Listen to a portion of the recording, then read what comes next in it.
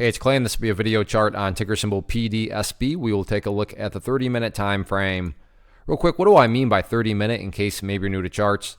Instead of each one of these candlesticks here representing 1 day's worth of price action, which is what you would normally see, each one represents 30 minutes. So while this here may look like several days worth of time, it's actually today's price action broken down into 30-minute time slices. I like to this time frame, and it's a good job of telling the quote-unquote story of the price, and then makes mapping out where levels of support and resistance a bit easier to see. Quite the eventful day today, not only from the price action point of view, but you look down there at the volume, and volume well above average. So let's keep an eye on kind of a couple of these key levels going forward, and really the main level that I would say to keep an eye on is this area down here at $3.40. Why is $3.40 a level that you really do want to watch and watch very closely?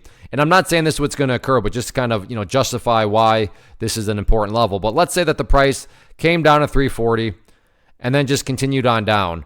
In this situation, what would you have? Well, from a very literal perspective, you'd have the price right back inside of that range that it just broke out from. And not to insult your intelligence, but price movements that go back to where they were, not exactly a sign of true power, true strength, or anything like that. Whereas on the flip side, let's say, again, that sure, the price comes down to this area, but in this situation behaves like that and then starts to work its way back upwards.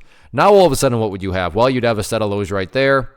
You'd have these lows down there. If you envision each one of those as stair steps, well, now you have stair steps progressing in the upwards direction. And that's the name of the game. That's what a truly strong move is going to do.